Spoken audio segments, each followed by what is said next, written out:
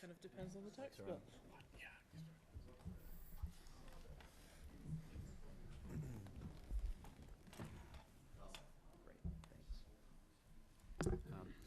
All right, good evening, everyone. I want to thank everybody for taking the time to come here and view what we're looking forward to as a presentation on downtown Ashland, and as part of our continuing investment in attention that we're paying towards downtown Ashland. What we were able to do as a community through mass development, and we want to thank Claire O'Neill from Mass Development for making this possible. We were able to assemble a team from the through the Urban Land Institute to look at a number of specific issues related to our downtown.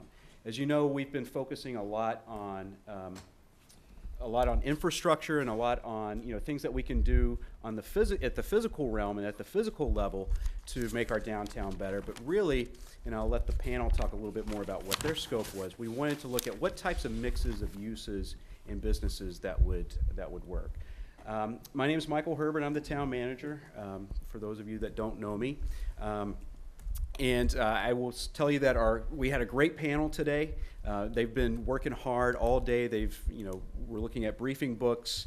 A couple weeks ago, the co-chairs came and spent some time with us a couple of weeks ago as well. And so they've really done a deep dive into Ashland and all Ashland has to offer. So without further ado, I'll turn it over to Michael Wang and Jamie Simchek, who are the co-chairs of this panel. And the floor is yours. Thank you, Michael, and thank you everyone for coming tonight. We really appreciate it. We're really excited to tell you what we discussed today. So first, I'd like to tell you a little bit about the Urban Land Institute. For all those who don't know, it's a national and international industry group driven by the responsible use of land.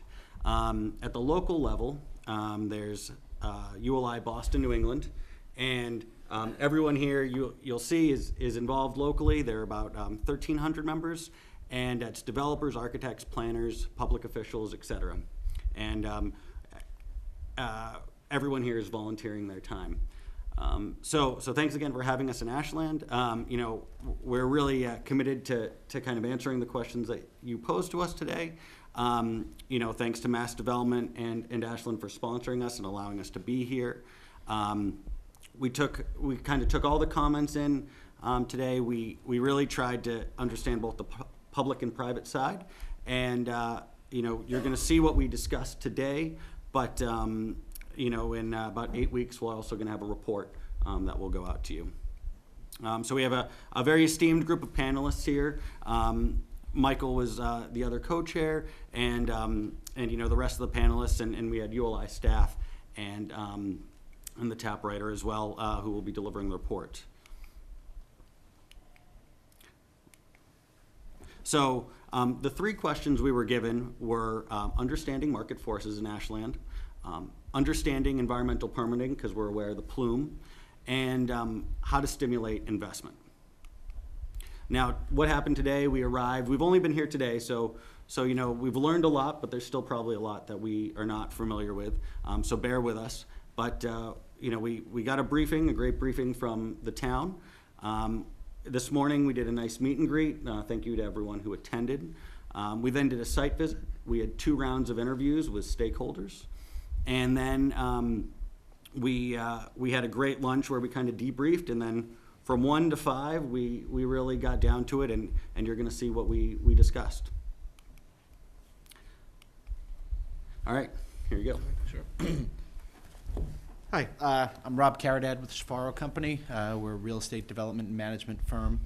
Want to talk to you a little bit about what we heard in our meetings today, and a lot of this is going to be familiar to you, but I think it's important to go through it first because it sort of was the direction that we had in formulating recommendations. So, starting first with looking at the downtown Ashland's assets and opportunities. First of all, really an inventory of architecturally distinct buildings. Some great. It's good bones, which is something that we all love to see, and we're thinking about a downtown area and what are the assets that are there, from the building we're sitting in to the fire station, the Masonic Lodge, a number of the homes in the area, some really good existing assets to work with. Also have a low downtown vacancy rate, and that goes across the board, whether it's retail or office or residential.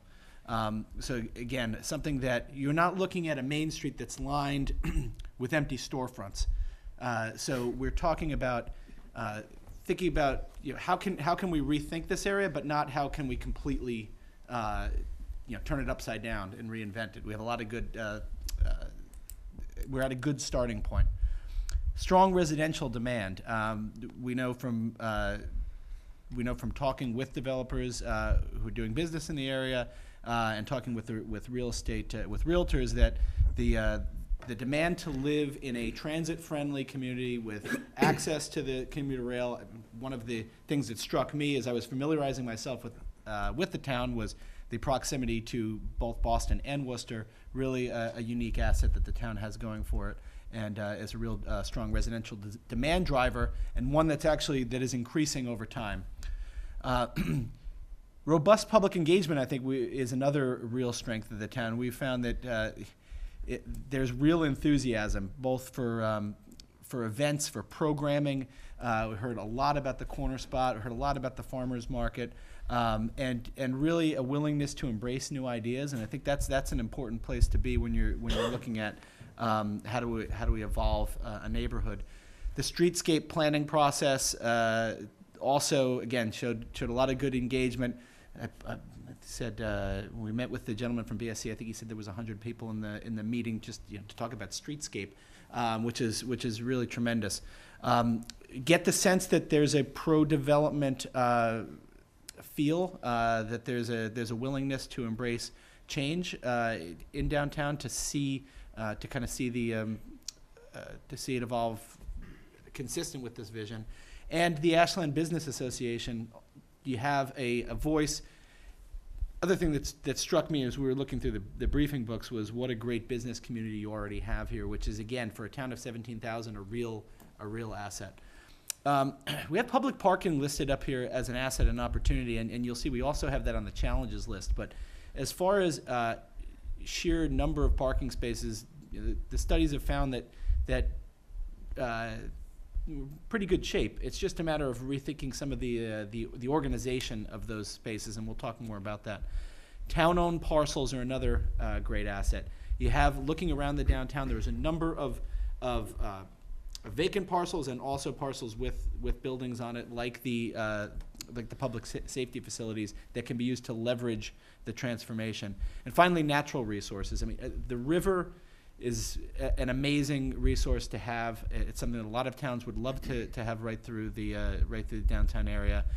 You have parks, not necessarily a prototypical town common, but a number of open spaces throughout the downtown area that are already being used and can continue to be used in the future in creative ways to activate the area. And finally, greenery in terms of the state parks that are in the town, the larger green spaces. So before we move to challenges, wrong way.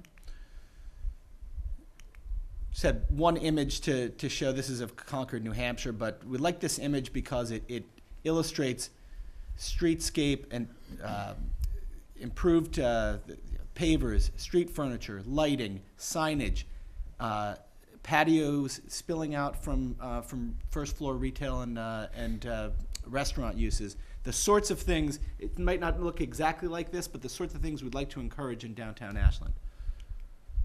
So what are some of the challenges? We found that there are some real issues with perception, and in some cases it's fact-based. In some cases it is perceptions, but as we know, perception can become reality in a lot of cases. One of them, there is some perception of there being a safety issue with the rail line crossing right through the middle of town, from a pedestrian perspective, from a vehicular perspective. There's also the perception of the railway as a psychological barrier between the north side and the south side of town, which is something that I think, as we think about knitting the downtown together, we have to get past and figure out how to work through. There is certainly a perception of more residential meaning a big impact on the school system, and what we've found is both here in town and in other towns in the Metro Boston area, is that is those impacts are more perceived than real in most cases. And finally, the bedroom community perception. Certainly, Ashland does serve as a bedroom community in a lot of ways, but we put that up there because, to the extent that it's viewed as a bedroom community that isn't necessarily invested in its downtown, it's a detriment to the sort of image and branding of downtown and its ability to act as a magnet. There's really a lack of centrally located public green space. Again, we have some good green spaces scattered throughout. How do we knit them together? There's a lack of continuity at the street level. So unlike we talked somewhat about Wellesley, for instance, with its long row of retail, uninterrupted retail. That's not a situation from a physical standpoint that you have here. You may have a couple buildings that are up to that create a street wall, and then there's another one that's set back, and there's an interruption. There'll be retail, and then a different use, and so there's a lack of continuity at that level. And there's also, we heard there's a shortage of practical retail and gathering spaces downtown. One of the great successes has been the gathering spaces, the seasonal gathering spaces at the corner spot, at the farmer's market. Those things don't necessarily carry through all year round at this point. There isn't a coffee shop, the sort of place you could spend a significant period of time just kind of hanging out, doing some work, meeting with friends all year round. And practical retail, where do you go get a greeting card downtown? Where do you go pick up your dry cleaning, et cetera, things like that. Put embracing new demographics up there, speaking specifically about the millennial population, thinking about the difference in retail uses, moving more to an experiential retail, which we'll talk about a little bit further on, but making sure that we're envisioning a downtown and promoting a downtown that actually reflects the customer base that will be using it. There's a number of underutilized key parcels that we have. One of the things that a number of us noticed is you have these key street corners that where you could envision a really landmark building, and it's grass, or there's a single building set back and oriented not to the street. So these really key nodes. The gateway parcels coming in from the south, you have this tremendous mill building coming in from the north, rather, coming in from the south. You have a series of parcels, and in both cases they're owned by, you actually have unified ownership, which can be a challenge. But in both of those, you have situations where you may be they may be underutilized, and there may be an opportunity to rethink how they're programmed. Parking location, as I said, the number of parking spaces is a strength. I think the location, the orientation is a challenge.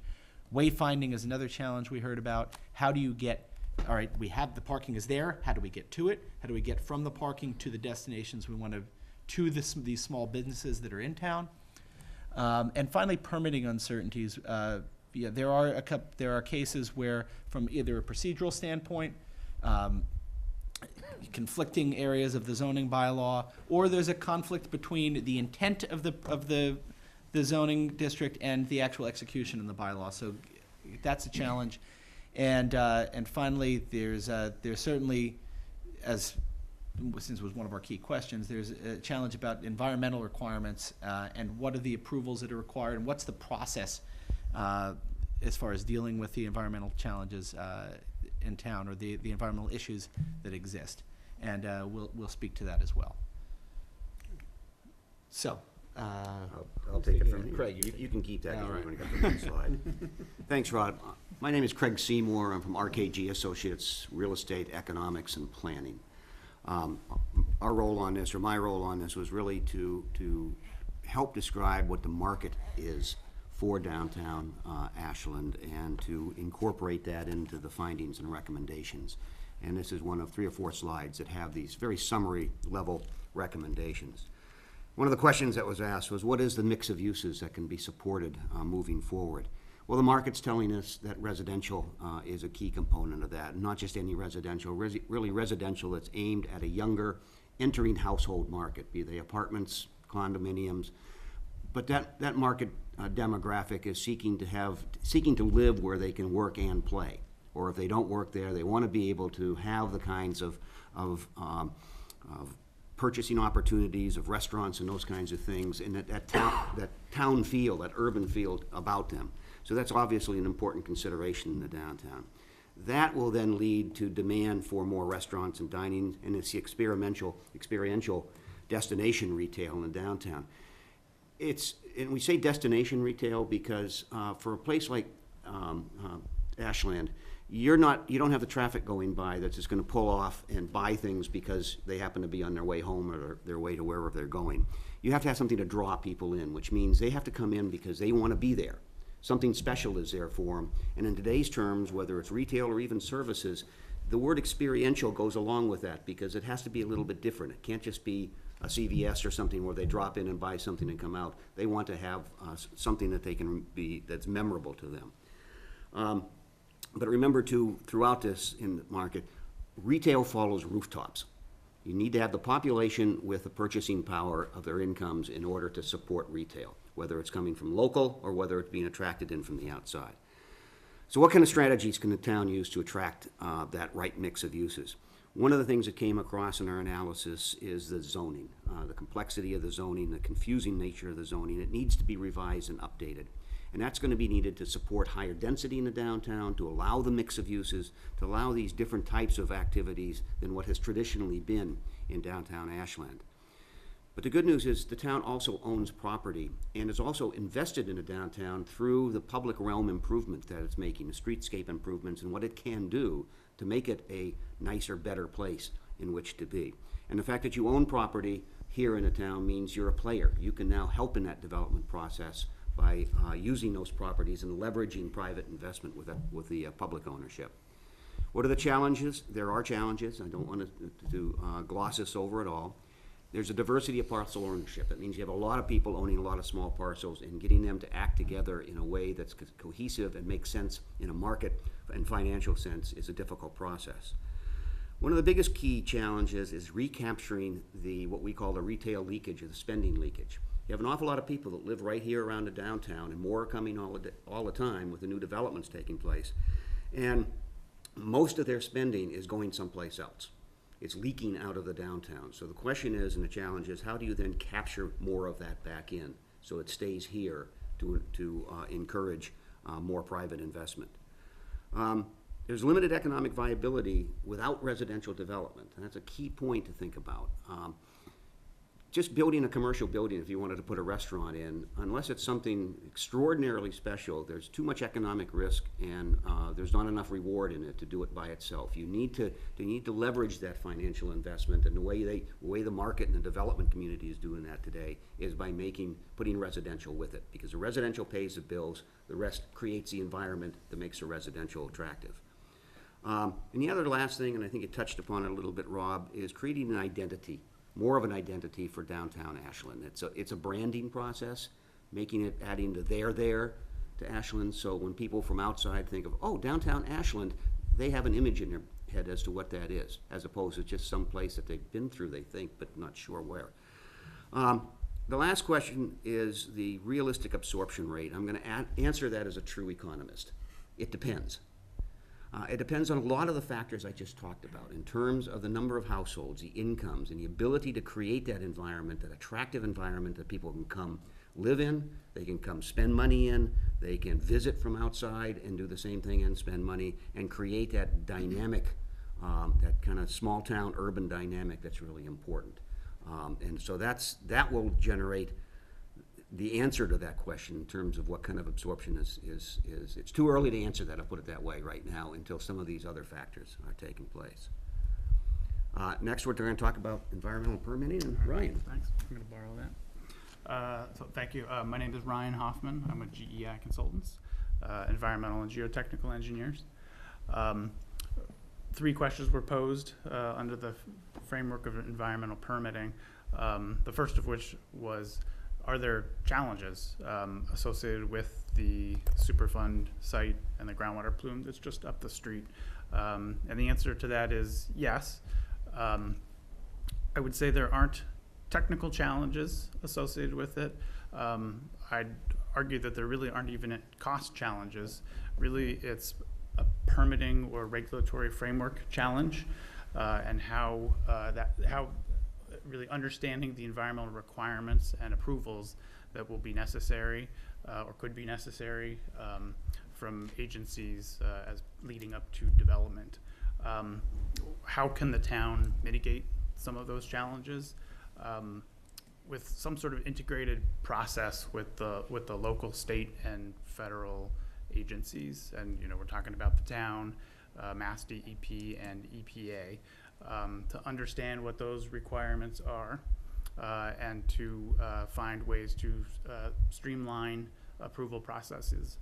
Are there things that the town can do proactively to encourage development down the road? Absolutely. One idea is to actually work with the agencies that I just mentioned to develop a site-specific guidance document, very brief really, but just lays out a couple different things that developers will want to understand really before they embark on the process. And those would include clarity on liability relief.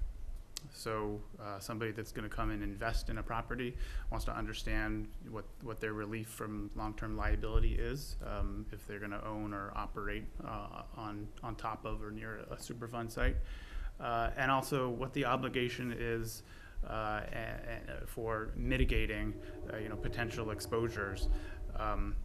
The downtown area is not within the source area of the groundwater of the Superfund site, but the plume does extend into the downtown area, and so there are potential issues with vapors volatilizing from the groundwater and getting into indoor air.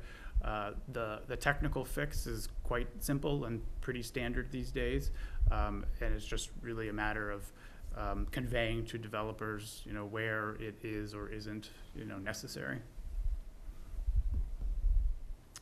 I'm going to throw it to Michael Wang. Yeah, so I'm Michael Wang, and I'm an architect and a planner, and one of the co-chairs along with Jamie. Mike, you might want to just move your microphone over a Sorry, little bit. thanks. so folks at home can hear. Okay, sorry about that. So I'm Michael Wang. I'm an architect and a planner. I have a small firm in Newtonville called Foreman Place, and we do a lot of work with both private sector and public sector clients, as well as with mass development, going into communities just like this and doing feasibility studies and master plans and whatnot. I'm going to show you an example of that as we move through here. The third question that we were asked to address was, what can the town do? How can the town be proactive in stimulating investment? And I'm going to not belabor this because some of this has been raised before, but I think we did hear a lot from some of the stakeholders that we talked to today about zoning and the permitting process and how there are still some perceived issues with that from their perspective. The theory of creating a form-based code and should sort of take the discretionary piece of the equation and sort of front load that and make the approvals process more definitive and more predictable. But I think that there was still a sense that that it was a complicated process in some respects still. So then let's see. Aligning zoning with the realities of the market. I'm sorry, I'm losing my train of thought. I apologize. So the zoning really should be reflective of the physical characteristics and the market you're trying to attract in the downtown.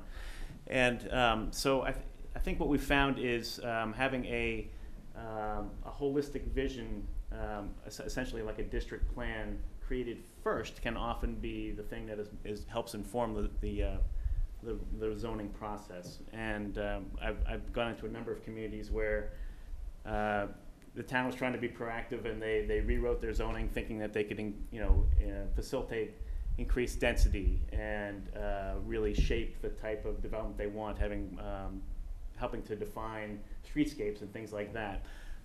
But that they didn't have the vision completely worked out yet, and then often they'll have to go back and refine the zoning. So I'm going to show you some examples of that. And then a couple more points down at the bottom there. I think working to assemble developable parcels is an important thing. Often in communities such as this, there are multiple ownership entities in an area, and the consolidation of parcels is often one of the most helpful things, assembling them and making for parcels that are much more conducive to mixed-use development if you want to get a number of residential units in conjunction with other uses. And I guess Claire's going to talk a little bit later about some of the funding opportunities, but let's, can you move on to the next one? Yeah. So this is an example of a project that we completed in 2017 with Mass Development. And it's a central business district master plan for the town of Winthrop, just north of Logan Airport. And the reason why I thought this was an interesting slide to share was because it shows, these are a collection of 4 images that were part of the final report for the master plan. And it shows how, and this is a sense I got from our tour around the town, that there are a number of sort of vignettes that are happening in the town that are really exciting, and new development happening up at the north end, and other smaller parcels that are perhaps in the process across the street and whatnot, but having a holistic vision really is the key. And so identifying what are some key nodes in the town. So for example, those images on the Oops, sorry. Nope, that was me. My okay, apologies. yeah. The images on the right-hand side. This is an example of, so you might ask yourself, what is the first impression you get when you come into a town? What does your gateway look like? And so this is an area in Winthrop that was formerly a series of auto body shops, for example, and that was the first impression you got when you came into Winthrop. So, you know, really helping to define the streetscapes is an important thing. And in addition to that, in the center of town is a square called French Square, which was a very small, not really programmable, usable public space. And so we put forward an idea about the phasing of expanding that public space. And in the case of Ashland, you'll see that we have some ideas about the connectivity and the role that the public open spaces play in that. And then lastly, down at the bottom here is an image of the former Winthrop Middle School, which is a large parcel, which not unlike you know, your public works facilities, the police and fire station area. It's in a key location adjacent to your downtown. It can be a catalyzing project, and so doing a feasibility study on a site like that could really unlock development potential and stimulate, you know, surrounding parcels to do the same. And so in the former middle school building here, we're proposing, well, raising part of it, but a combination of multifamily residential, some community space, and retail space. So let's look at the next one here. So with the help of some of our other panelists here, we sort of thought about those principles and began to think about the larger context here, and obviously the T station, and we talked about, is this really a transit-oriented development site? And the distance from the downtown core, you know, that's something that could potentially evolve over time, but if you go to the next slide, I think our charge was really to focus on the Main Street corridor, the Front Street area, and some of our impressions are the trails networks that you have in the town are and will be a marvelous asset. And it's part of the larger sort of public realm components, and we felt like it would be really nice to figure out a way to engage that into the Main Street environment. And so if you see sort of the yellow oval up towards the top, I can point at it, this area here, which is part of the 10 to 50 area, seems like that is one location that could be a really nice opportunity to create some connectivity with the river, and along with some developments that development that could happen within the sort of repositioning within that building. I think, again, here's the idea of the 2 gateways and what these 2 gateways really set up in terms of your impression. And these nodes here are critically important. I I think that we felt like there was some marvelous opportunities along Front Street. There's a beautiful sort of one-sided set of buildings on the north side there, and we wondered about where are there opportunities to really create a complete streetscape environment, a two-sided streetscape environment, and thought that that could be potentially one. You know, there's a lot happening in this along this corridor here that I think is working towards that, which is really terrific. And then I think this node here with the fire station and police station is also going to be a critical focal point. Would you guys like to add anything to that? Or? Just knitting the green spaces together, Michael. Yeah, sure. So we again, as I think was mentioned earlier, the corner spot and the farmers market area, I think we felt everybody felt were such a positive thing, and it is a little bit of a seasonal thing. So we wondered about opportunities to perhaps connect to the park here, and then again, sort of playing up through the connection here and wondering through the streetscape improvements, how you could literally connect all these areas. An opportunity here potentially for another green space. There was some people that suggested that even a green space on the police station site would be something to consider. But these are all things that could be uncovered in sort of a planning exercise that would look at sort of the layering of not only the potential for mixed use on these development sites, but how the public realm knits through that. So, Claire? Thank you. Yeah. Hi, good evening, everyone. My name's Claire O'Neill. I'm with Mass Development. Thank you for your time this evening. One of the things that we like to do when we are at a ULI TAP is just talk a little bit about some of the financial resources that might help you with the implementation. And I'm not going to go into a whole lot of detail. We're just going to highlight a few, and then in the report that comes out, there'll be some expansion on that. Michael had alluded to the study in Winthrop and the process that this community's gone through with Mass Development and working with Michael's firm and a bunch of other consultants in that regard. The Mass Development has a real estate technical assistance program. We have a round open right now, and we will continue to have more rounds into the future. And I would really encourage the town to think about applying for some sort of feasibility analysis, district plan that might sort of focus in on the future site in the downtown with the police and the fire station, and think about how to leverage private investment there that's the highest and best use possible. So, I will certainly continue to have conversations with town staff about that as we move forward. In addition to that, obviously there's a number of different public infrastructure programs out there that might support the town's commitment to streetscape improvements. We really encourage you to keep going down that streetscape improvement road. I know it's a significant investment of both time and effort and of the whole community. But whether it's MassWorks program or whether it's looking at other, such as the public infrastructure bonds, those might be resources to look into in the future. One of the things, we haven't really focused in on it this evening, but we did hear from people about their interests in developing additional cultural resources in the downtown. Whether that's arts related, museum, whether it's some sort of public space or even private space that can encourage groups of people to come together and discuss their ideas and move forward with projects.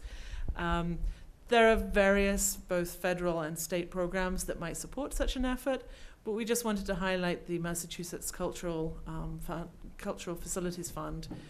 That is something that, again, Mass Development works with the cultural councils to implement. Again, Mass Development has a whole range of different financing programs for private investors, whether that's on the housing side, manufacturing, even some commercial space. and we will continue to work with the town to make sure that investors understand what type of programming might be available from us.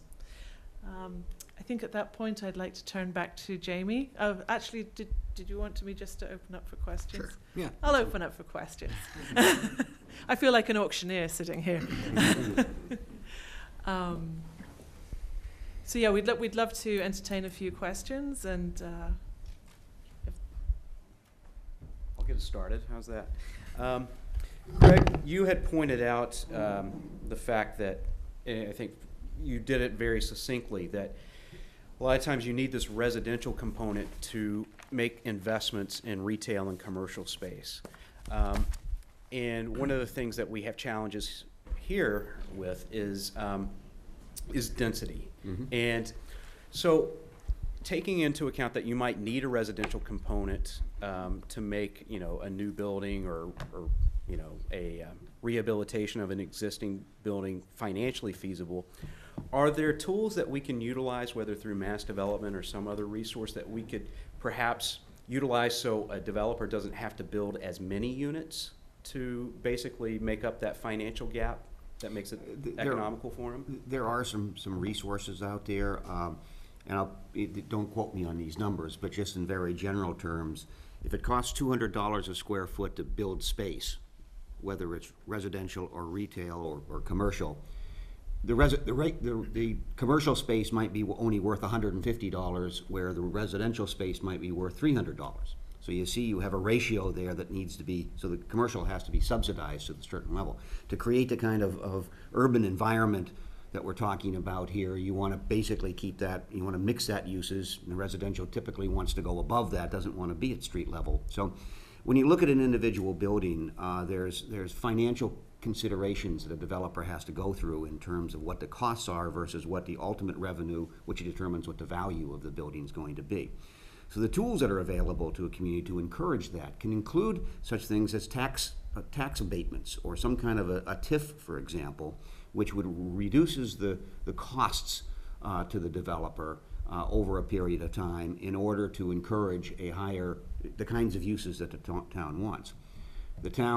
Some towns, if you own property and put the land into it, for example, and I'm thinking here in terms of the fire and police station, then you're a player. You can contribute an asset to the overall development and then share in those rewards in terms of being able to reduce the land cost to the developer, and at the same time then get the kind of development and the kind of control over that development that you'd like to have. There's other programs such as tax increment financing, or DIF as it's called here, district improvement financing, that can be set up, and something like that for the downtown is probably a very good idea. That typically, though, is focused on the public improvements, the streetscape improvements, the other kinds of investments in the public realm that are necessary to attract those developers into those buildings, and to reduce their costs. Instead of putting those costs onto them, then the town takes care of that and pays for it through the future taxes. And oftentimes it's a but-for question, in that the developers won't come unless these kinds of help is available. If it does come, then you use that increased tax base to pay for it over a period of time, and when the bonds for the DIF are paid off, then all of the tax base comes back to the town. Those are just a couple of them. In some cases, if there's a historic connotation or some other issues, there might be some income tax credits, federal and state income tax credits, which help reduce the capital cost to the investor and make some of these deals a little bit more palatable to them. Okay. And then, others may have some other ideas on that as well. I just have like a follow-up question. One of the things that we have built up, I think, as an asset here in town is our bucket of affordable housing money through the CPA program. Is this, is that one of the tools that we can utilize to maybe get the type of development we want, whether it's by purchasing properties through, using the Affordable Housing Trust, and then, through the RFP process, finding a developer and just maybe either gifting the land to that developer, again, reducing the cost of land. Is that something that we can do? Is that something that you've seen other communities do? Utilize that specific technique? I think that's actually a real good, it's kind of a win-win solution. in that you're using your resources that you have to encourage the kind of development you want, that also is the, both from an economic and a social diversity standpoint, where it has the affordable housing component, because you continually need to encourage affordable housing, workforce housing, I'm primarily thinking of here. So you end up with a mix at work. So you have a developer that can make enough money on it that's worth their while. The town invests in the project and gets the results that it wants. And long-term, it also is a taxable product that can pay its taxes. In addition, CPA dollars typically can be used for one of three things: for affordable housing, for conservation, buying up conservation land, or for Historic. public recreation, and historic. Yeah. And you have this riverfront walkway that, I think we'd all agree will catalyze, additional surrounding development if it gets built, and that's an obvious use of your CPA dollars. Yeah, in fact, actually, the way we funded the Riverwalk project, which is $1.2 million, was a mixture of CPA funds, regular general funds, and then actually state and federal grants, believe it or not. So it's like a quarter each. So yeah, we definitely utilize CPA for that. The thing is that we have such a nice bucket in our affordable housing, or such a nice balance in our affordable housing bucket, it could, provide some opportunities. If I may just piggyback on that, I mean, I think I can't overstate what Craig's point about the fact that at the end of the day, real estate development's a pretty simple proposition. It's costs and it's revenues, and to the extent we had assets and opportunities up there, one of them was all these town-owned parcels, and that really is, as a developer, that land cost is a big piece of is a big piece of the cost side of the equation. So to the extent that the town has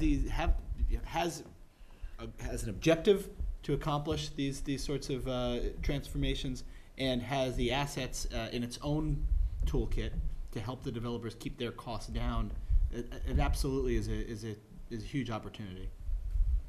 The only thing that I would add to that is with a goal of attracting developer investment, what the town wants to see, what mix of uses, what density, what open space, I think is important to really premeditate at some level as you go to the market. So for example, with the police and fire station, what do we want to see there? And I think if you can create an RFP to a willing marketplace that includes the uses that you'd like to see, with a predictable path for investment and certainty related to coming out the other end with a project that would make Ashland better, that the town would love, that the residents would love to see, you'll attract more developer interest. It takes out some of that pre-development risk. I'll just bring us your best project, and then everybody tells you all the reasons why that's not going to work. So I think some level of predetermined goals for use and mix and density on that site in particular because it's going to be ready sooner perhaps than others, and it's owned by you, could be very much the pebble in the center of the pond that corresponds other activity around it, given its location and its proximity to some of the other strong assets in that zone. And Fred, that goes back to the point on Michael's slide about having this holistic vision for the downtown. So it's all tied together. So it's not done piecemeal. It's done with what the whole is going to look like, because that again reduces that risk for the private investment and also reduces the risk for the public investment in it. Yeah, and one other comment to your point. The other value in a holistic vision is that it allows individual property owners to imagine what their value is today and where they might be able to make further contributions in terms of the nature of their site and how that site better contributes to the whole. And I'm thinking of the sites at the northern end and the southern end of Main Street that have some very large site with singular ownership, and then at the other end, a series of other sites with some common ownership where people are thinking there may be opportunity with those sites given the private ownership, but what do I do with it? And if people can imagine how to fit better into the whole and become part of that in a way that creates value for them and for the community, that's another win-win. It's sort of That's like the paint by value numbers. proposition. If you can draw the lines and put the numbers as what colors correspond to it, it's a lot easier for people then to figure out what the picture's going to be.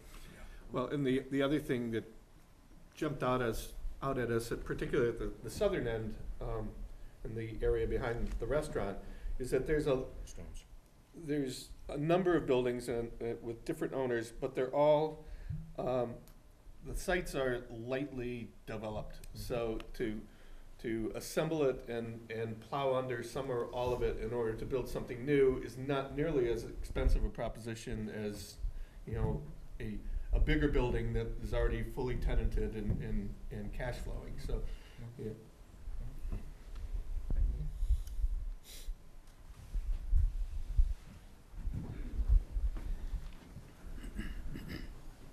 I just have a Cliff Wilson from down here. Number one, when you mention urban and Ashland, the hair raises on my end. One of my concerns is I keep hearing about retail, and the workforce, you know, being available for the retail. My concern there is, what is the future of retail? What type of retail are we talking? You know, it's one thing to have retail where you can't just get on Amazon and have it, you know, within 3 hours and 15 minutes. If we're talking that type of retail, we're working at a loss. That type of retail seems to be something that's not going to be around in the future. So what I'm looking for is ideas as to what type of retail is something that is a draw. What would make it unique? We need something unique to draw people to Ashland. What unique thing can we bring into Ashland that improves our economy and makes us the go-to place that isn't going to disappear in the near future? I'll take a start. As we mentioned in there, this destination experiential retail. We're not talking about big box stores. We're not talking about large scale retailing. We're talking about primarily small, very service, very personalized, not only just selling things, but selling services, sometimes goods and services together. They could be professional services, you know, doctors and those kinds of things, or it could be, you know, personal services for, you know, yoga and things like, whatever it might be. But it also means selling some things as well. And it's going to be on a small scale, but it's going to be something where someone's going to seek out that thing because it's a service, and not only is it a service or a product that they want, it's also within an environment. In this case, I'm talking about this, excuse me the word urban, but I'm thinking downtown. It is small. It's small urban. Downtown's better than urban.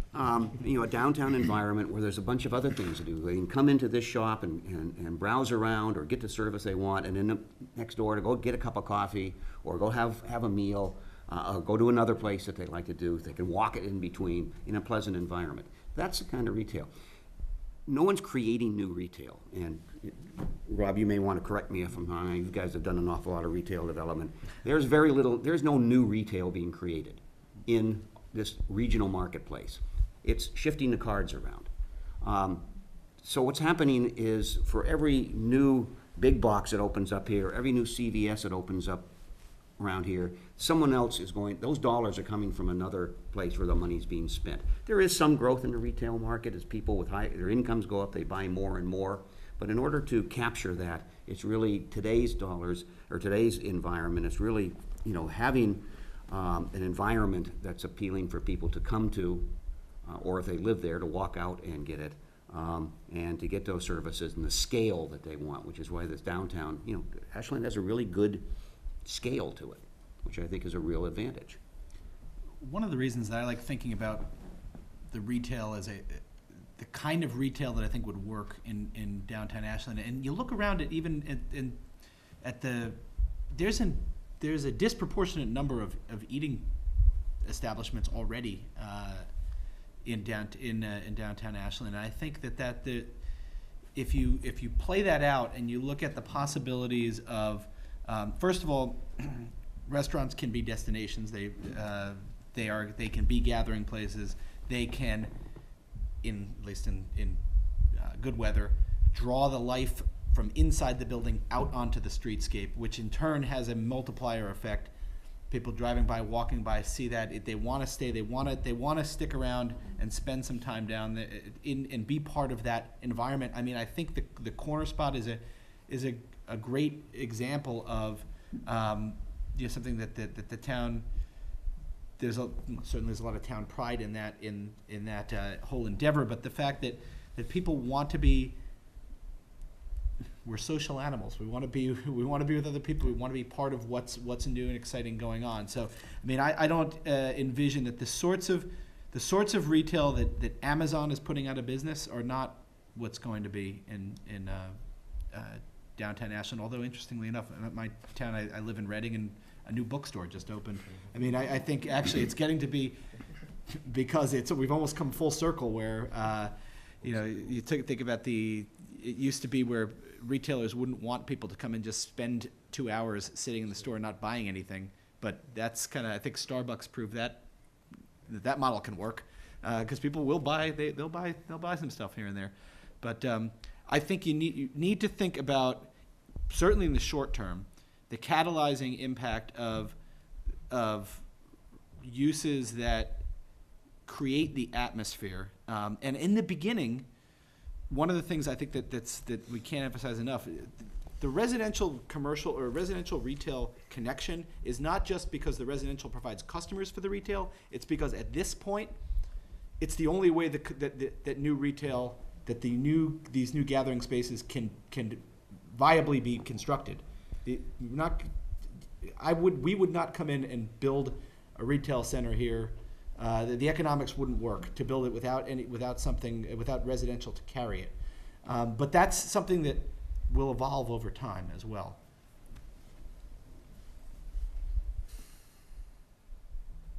You're up. I'm on. You're on. We have had, and we've been doing this for years, planning in Ashland. We've had committees and commissions and consultants, and we've had town forums, and it's great. We have lots of input, we have lots of insight, we have lots of expertise, and we don't get what we want. We never get what we want.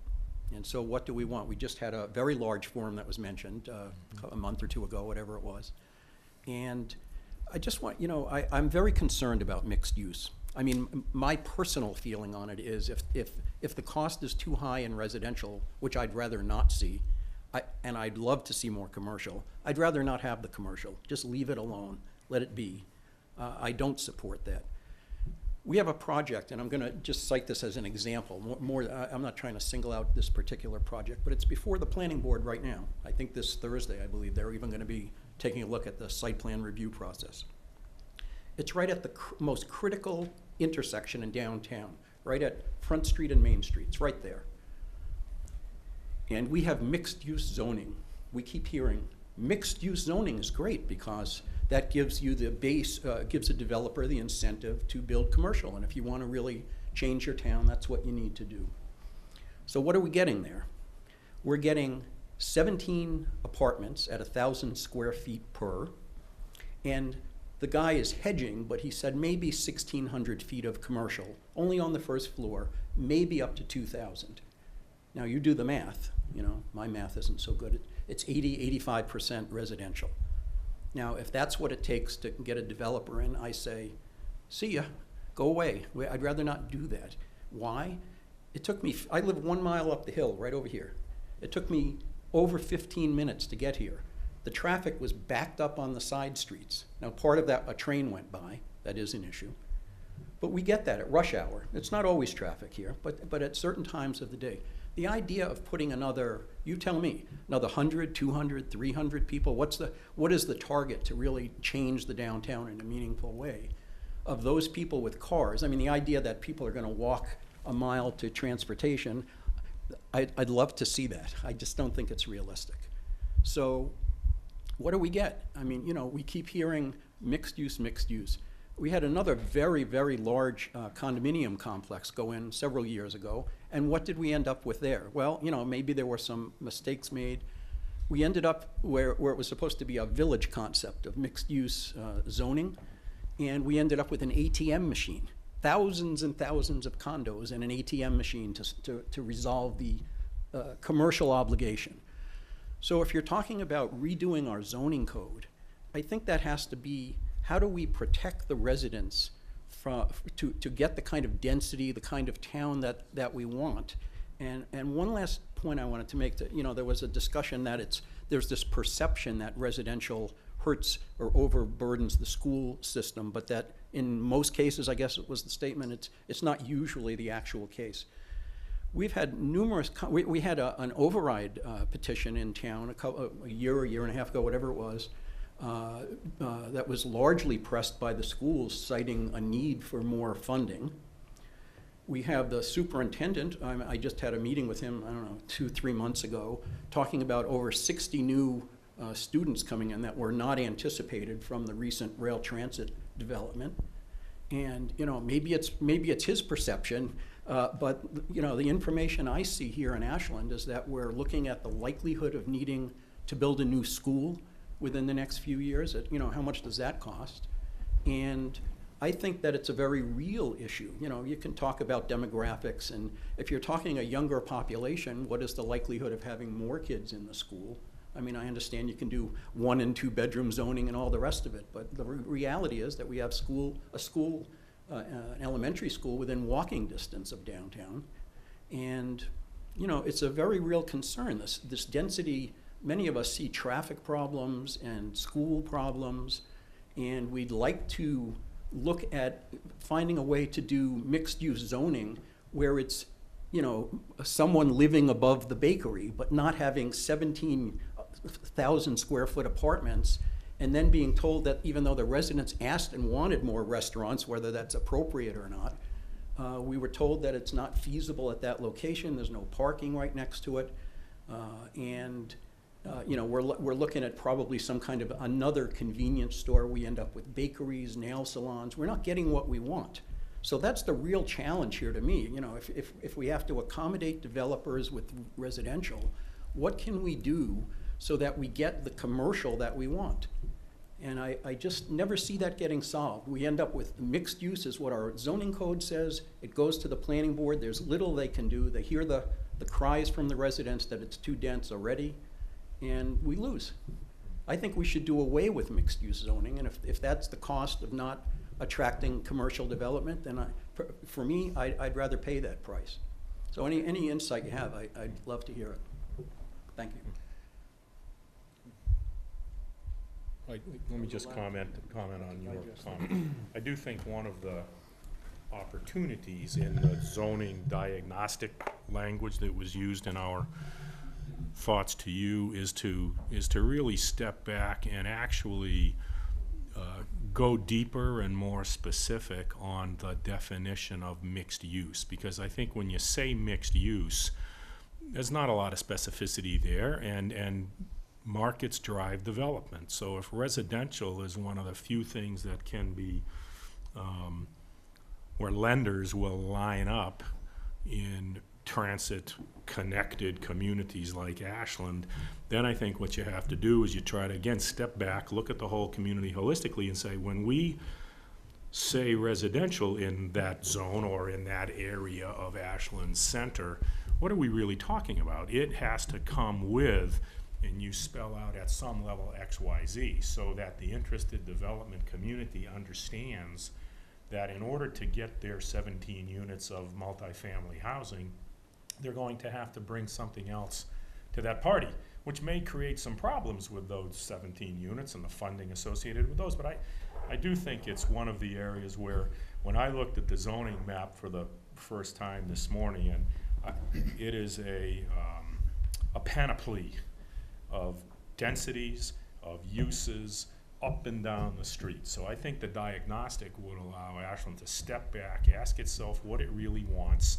and try to get more specific to address some of the concerns that you have, because it's purely a funding generated response to a site as opposed to a community needs response to a site from the development community. And if it can be win-win and there's a greater path to predictability for that person that's going to show up in front of you on Thursday night, could be very good for everybody. But it requires stepping back and kind of reassessing the rules of engagement for all of this, and doing it in a pretty thoughtful and premeditated fashion so that you can adjust some things that are antiquated, put some mixes of uses and some densities into areas that are more based on really what you want to see, not with ignorance about the market's impact on those, but with full understanding of that impact. But then where can I get what I want? And it doesn't all have to be on one parcel, right? So it's mixed use doesn't necessitate everything on a parcel.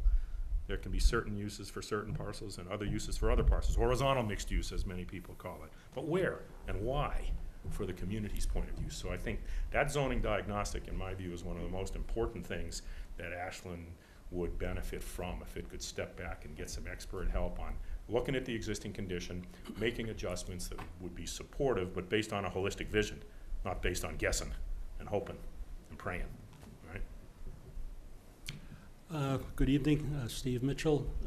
So a couple of questions. And the last speaker spoke about a number of reports over the years, and that's true, certainly.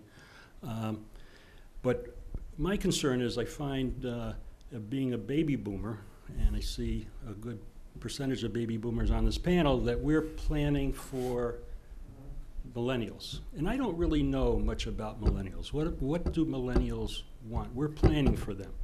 So can you give us some insight into, what are they looking for in a community? What are they looking for? Obviously good schools, but the other amenities that they're looking for in a small town like in Ashland. And then second question I have is relative to, and I know your focus was very specific, but how do we connect what we call our rail transit district? Because it's not directly in the center of town. There's maybe a mile distance away, but there's a critical mass there. So how do we make that connectivity as well? So, thank you. I just want to speak to the first part of your question, which is, I think, an interesting. What's fascinating is the answer to what do millennials want versus baby boomers. We're actually finding it's a lot of the same things. You look at the Seaport district in Boston, and who's moving there. It's empty nesters, and it's millennials. So again, Seaport district, Boston versus downtown Ashland, very different. But as far as walkability, as far as wanting to, people who empty nesters who are downsizing, who want to stay in Ashland, what are the opportunities to do that? What are the opportunities to do it where you don't have, my father my parents are both teachers. They retired. They moved to Florida. They're living the specific kind of Floridian dream.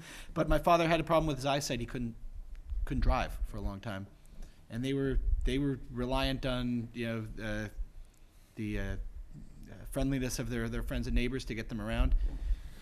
Being able to be in a place where you can walk to the store, walk to the restaurant, walk to get a cup of coffee, where you don't have to drive everywhere, is something that I think we find, for different reasons, the different generations want. So the good news is there's actually a lot of commonality there. And I don't know, that was the part I wanted to. What was the second part of your question? Because Second part was connecting the connectivity. Yeah. I'll stop talking here in a second, but I think the one part I did want to, because I don't have a great answer to what's the magic solution for providing great connectivity. It's about a mile, or I say roughly a mile if you're going down Pleasant Street, that section. But I mean, I think the sense I get from the Riverwalk will be a great recreational feature. I don't know that it's really going to be a tremendous asset as far as commuting. It's not really going to be commuting. Realize the critical mass of residents is on the other side of the right, and so the only way you really can move is to either drive or literally walk over the contraption that goes over the tracks. One of the things that we talked about, and I think a lot of us were frustrated that we didn't have the data this morning, was that the commuter lots fill up fast, and how many of the people who board the train in Ashland are from Ashland? Where are the people who drive to the lot and park? Where are they coming from? Are they coming from just a mile or two away? And but for a a comfortable way to get to the train that isn't their car, they would choose a different mode and they wouldn't be on the road at all Right. with their car, just to move it 2 miles to a parking lot? Right. Well, I can tell you currently, there's probably about 25% of, and we have one of the biggest parking lots on the Worcester-Boston line. About 25% of the spaces are taken by Ashland residents, so that means we've got 75%. And don't get me started on the train station, because we can go on for a while. Well, on the flip side of that is, how many people who board in Ashland get on the train without driving their own car and parking it? Are there kiss and ride riders? Are there bike riders? Are there walkers? Are those numbers significant, or are most of them driving and parking? I would suggest, just observationally, they're driving. There's a few. There's some commute, some walkers, some bicyclists. We're engaged also. I don't know if you got involved in the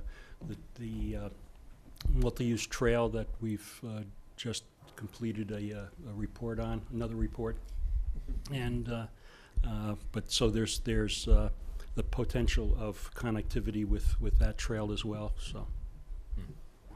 See, one of the things about that connectivity is, Pleasant Street, even though it's a mile, it's a long mile because you don't have a lot of things you're walking by some houses and some buildings. It's not a pleasant walk. And it's not a pleasant walk. Unpleasant walk. Obviously, it wasn't part of our study, but, looking at Pleasant Street and making it into a more pleasanter place, perhaps increasing the density, getting people who live on, get more people living on Pleasant Street that'll use the TOD and use the downtown on the other end, might be one solution. The other one, although it's expensive, is to have some kind of a shuttle. When I stopped by I drove around the train station this morning, and I saw 2 or 3 shuttle buses dropping people off, the 10, 12, 15 passenger ones. That takes a lot of ridership to afford to do that, or take some kind of a sponsorship one way or another. And it could be the type of thing that if you had clusters of residents and businesses downtown that had enough density, enough volume there to make that worthwhile, that might be the kind of answer to help some of that problem. But it's never gonna go away unless the train station moves down here, and I don't see that happening.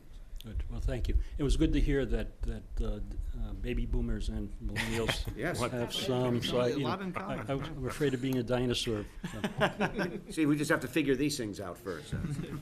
Experiential retail. Yes. Hi, Carl Hackinson. I would like to just second that I also am glad to hear that baby boomers and millennials can share the same plan. But I take exception to planning for millennials. I think, and I hope that you all take this into consideration, that we're planning for our community. And our community has a large demographic. And it should be inclusive of everyone, not just a single group in how we go forward. So, thank you. Good comments. Good evening, Mark Sony. I would like to ask the group as a whole, will you be meeting on your own after you leave here as a group together? I offered to buy drinks at Stone's Inn, but nobody took me up on that process. Okay. So I don't think we'll be meeting together. I don't think we're planning on meeting together tonight after this meeting. Okay. Yeah, most of our involvement is confined to this day. We'll obviously work on the report, and there may be some limited availability, but it's pretty much just this technical assistance panel happening today. Okay, as you got yourselves together, what other reports did you familiarize yourself about Ashland?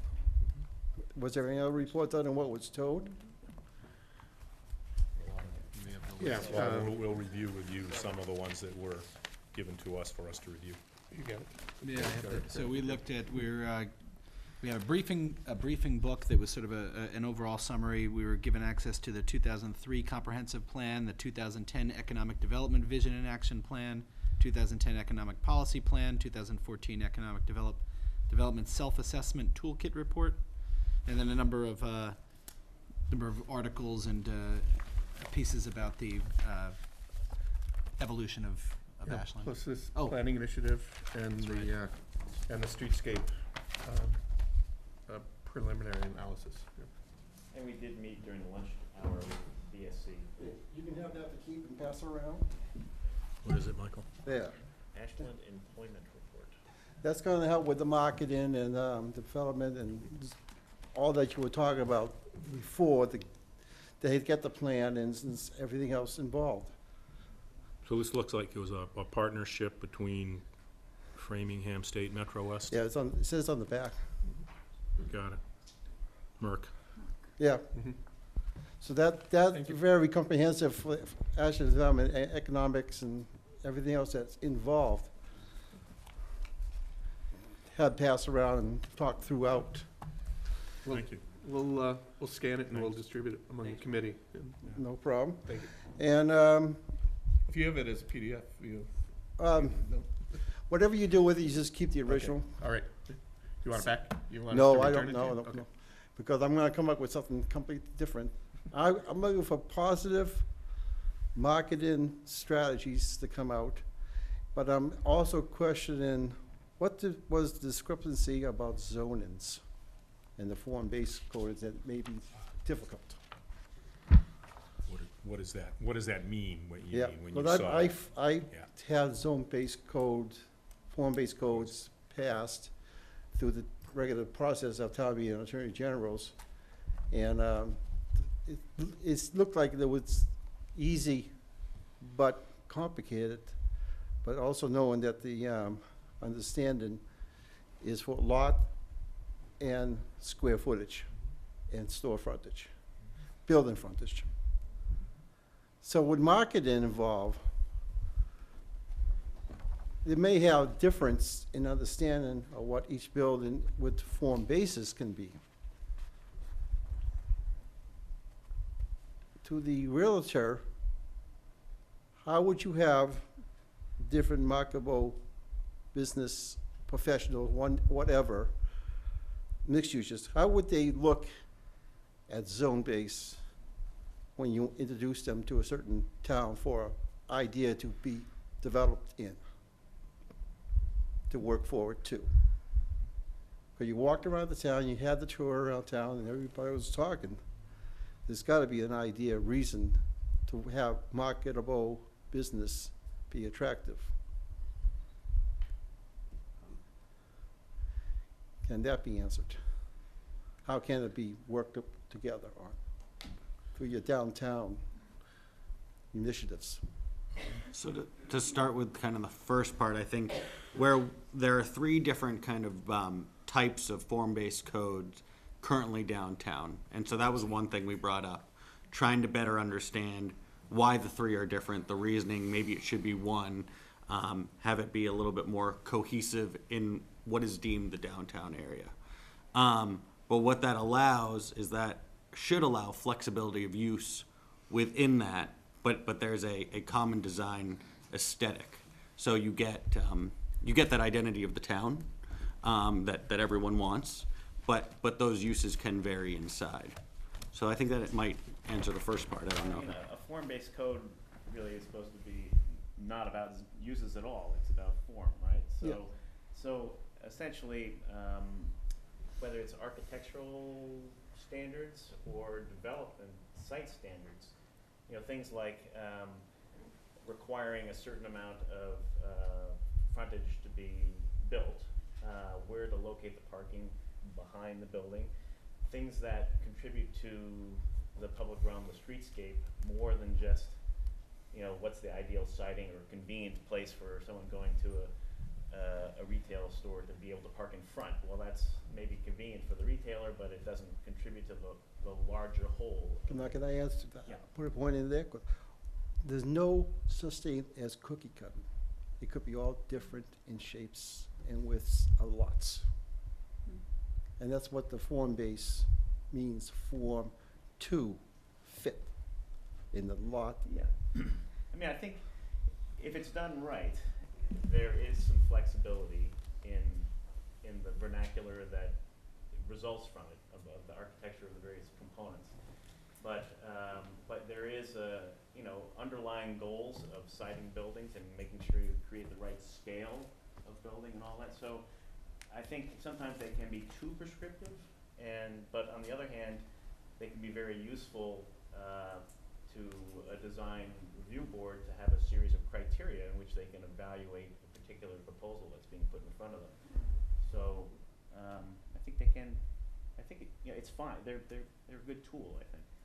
And for the tool to work for the market value of what the business is going to be coming in, it should coordinate together with planning and the developer's eyesight of what he's going to be putting there to work together on. That's right. Coordinated. Thank you. I want to say thank you for your presentation, and I'm curious, are you the guys who have also put out a book about suburban sprawl? Was that you guys? Like many years ago now? Probably not us, but No, it wouldn't surprise me if the Urban Land Institute at some point in time put out a publication on urban sprawl. So I think one of the reason I'm asking this is because one of the questions that really bedevils us is, okay, so we get an application for a commercial space, and it turns out to be the commercial piece of the space is a drive-through coffee or drive-through something. So lots of parking lot, lots of driveways, a little bit of sidewalk, really, really ugly, doesn't do squat for any other environmental services, doesn't sequester water in town, in fact sends polluted water out of town. And we have A, a water issue here, and B, a stormwater issue here. And I haven't heard anybody address any of that, and I think that's one of the areas where we need a boatload of help, a boatload of good ideas for grants that we can apply to, because, you know, like every other town that's struggling, we have issues with being able to repair our roads and sidewalks, and my goal would be to have them all permeable, because then we'd be keeping as much of that water in town clean as possible.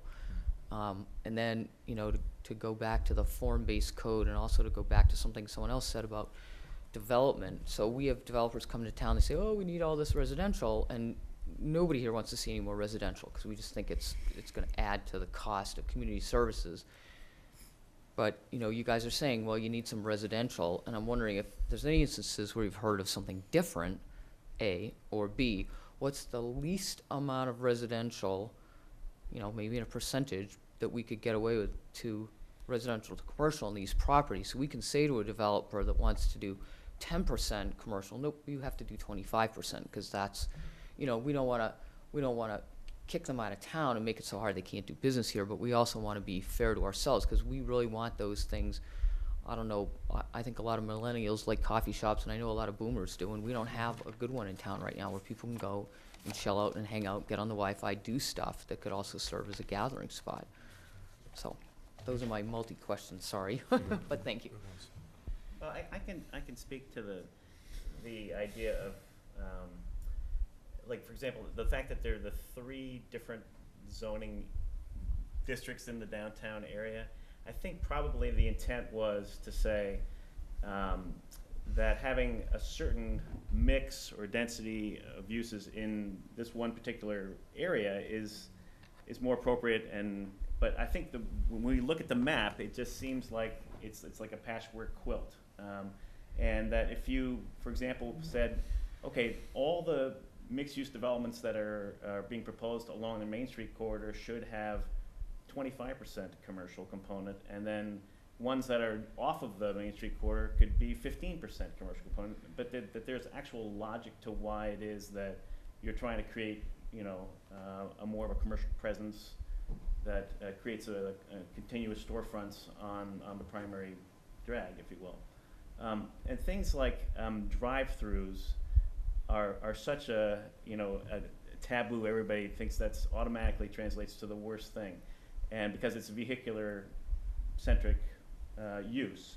But I would argue that what really makes drive-throughs problematic is when you're increasing the number of curb cuts off of a main street, and you're getting, you know, more vehicular movements, and you're interrupting the pedestrian continuity of the sidewalk.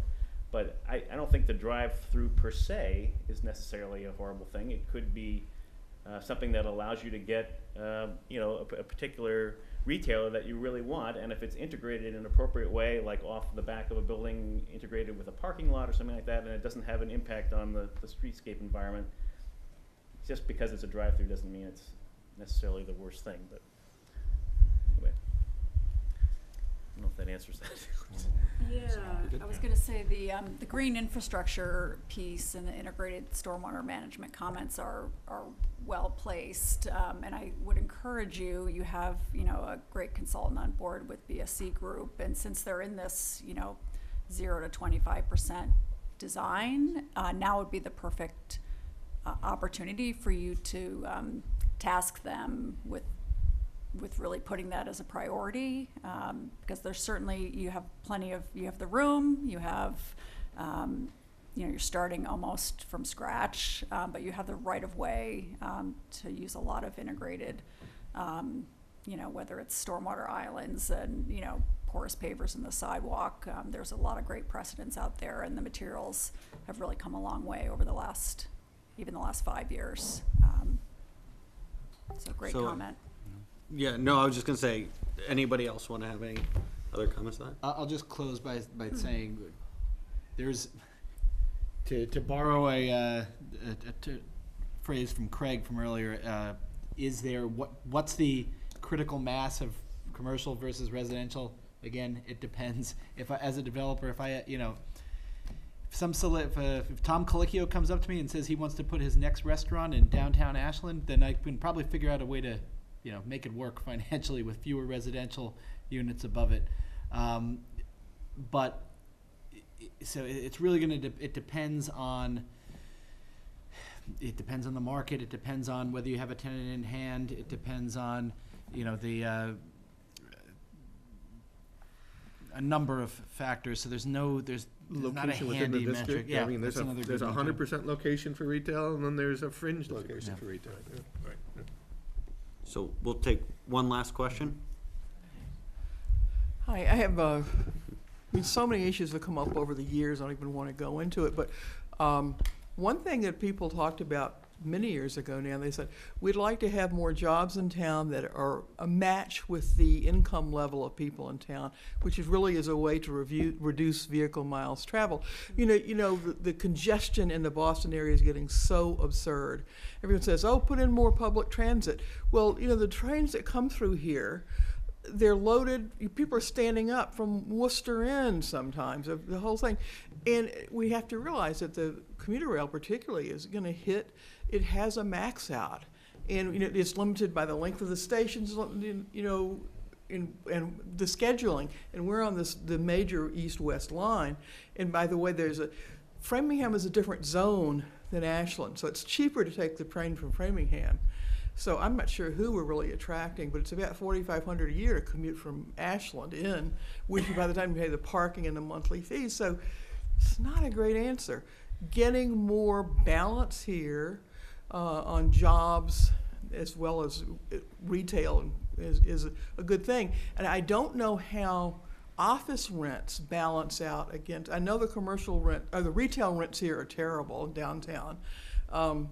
But I don't know if we had some office space, which would put adults in the downtown during daytime, which would support retail, as well as having a few people that commute out of here living there. So I'm not certain. I mean, if we get 8 to 12 is good for retail in this town, but I don't know if office is much better or not. But we don't have that good office, but all the office we have in town is rented. Right. So I don't know, and that's something that you could put on top of a commercial, on top of a retail first floor, and have office space above. It could, I know people that live in Hopkinton and have a business, and they drive all the way through Ashland every day to their office in Natick, because we don't have anything to offer. So there's another piece of it. I think we've got the rail transit district has that undeveloped land there.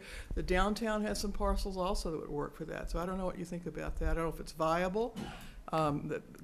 There seems to be demand for it. We don't even have what you'd call Class A, but I think we'd be happy with Class B. And this thing we just built over on Pleasant Street, which is sort of, it's office and light industrial, fully leased. So I don't know. What do you say about that? What did the guy from Parsons tell us? Well, one thing we sort of talked about was, if there was kind of a co-working-esque, incubator-esque space that, you could start with, right? You could test the waters. I mean, obviously sounds like there's very little vacancy in office, but then out of that, you could really grow companies to stay locally. The challenge of producing new office, to do it spec without a tenant in hand, it's a non-starter. I mean, I asked the question, one of the questions we had earlier on was, I asked who are the nearby medical users, for instance. Is there a big, hospital system that is looking for satellite space? That's the kind of thing you'd have to do to generate new construction on office. You have to, because it would be very difficult to justify building something without, and that you say you're going to fill with professionals, but you don't have them before you kick off the project. And the banks today won't finance an office project without 75% of the leases signed and ready to go. But, and I think Jamie made a really good point. We're all changing how we work now. I know I do. I have an office in downtown Boston. I only go to 3 days a week, and I'm either on the road or I'm working from home as often as I can. I'm very flexible. If I have someone working for me who has a child care issue, fine, work from home, because I know they can be as productive at home as they can be in the office, or nearly so. That's really happening a lot, and we're seeing co-working space where people who are basically working independently, they're not working for a big company, or sometimes they do, but they just need a place where they can take their laptop, sit it down, and do some work, get a cup of coffee behind them, talk to some other people, get some ideas generated, and then go off and do their thing. That has been hugely successful in the downtowns. In fact, there's an office near me that I think it's WeWork is taking, and they're going to have 900 desks in this office for people who are just going to rent them by the hour or by the day or whatever it might be. Some of that is coming to the less urban areas, coming out, because people live out here, and if they just need a place where they can sit, get out of the house, and do some work, then that is the type of thing that can be very well encouraged in downtown, particularly if it has the other amenities, the coffee shop or the Wi-Fi interconnectivity and those types of things with it. Yeah, I don't know if we have a demographic on how many people work from home or sometimes telecommute, but there's no support in the downtown for, as you said, the place you can go and hang out. And I don't know if that's a form or a typology that's sort of still emerging and how you do that successfully. But Yolanda, that's a great question that you should be asking. However the town outreaches to its citizens, ask the question, do you work from home? Right. And how often? How often, and what would support And would you work would you work downtown if there was a facility? Historically, there used to be like the hotel lobby, and then now we have, Panera has become the hotel lobby. But I'll actually use the Crown Center over on Route 9, which was a hotel lobby to meet with a client. And some communities are putting public Wi-Fi access everywhere in their downtown, so you sit on the park bench, grab your coffee from over there, and you work for a while. Well, our library is a good support for that. Our library's got meeting rooms you can get, and it's got it doesn't have any food in it. It's a little bit lost. It hasn't been really developed in that way, but it's a potential one. So Thank you. Yeah, well, thank you very much. Thanks to the town, thanks to all the town staff, town officials, the residents, the local business owners, everyone who came out today and spoke with us for the wonderful tour, for all the great food. It was awesome, and I want to thank and remind everyone, the panelists, this was all volunteer time, so really appreciate everyone taking the day to do this, and thanks, and in about 8 weeks, you'll have a report. Great, and we just want to thank you for taking the time, again, donating the time and your expertise to really kind of give us an uninfluenced view of what some of the realities are here, in Ashland and in other places in Metro West Massachusetts, towns like Ashland. I think it's very, very simple. It's driven by economics. There is potentially a gap between what we as a town want and what the market would support, and it's going to be our job as a community to figure out how we're going to fill that gap. Or if we want to, like Joel said, if we want to fill that gap. And we, I have reams of data from the National Citizen Survey that we did, 800 people who overwhelmingly talked about having a revitalized downtown, but they don't necessarily show up at meetings and they don't necessarily show up at town meetings. But that's not an economics issue, that's a civic engagement issue. Yeah. And so that's another thing that we need to work out to get that holistic vision that you're talking about, which I think is very, very important. What is actually representative of the entire community? So, but again, thank you so much. It's really been a pleasure working with you, and it's been great. Thanks to Mass Development and thanks to the Urban Land Institute, and again, all of you. really, really Thanks for having great us. work.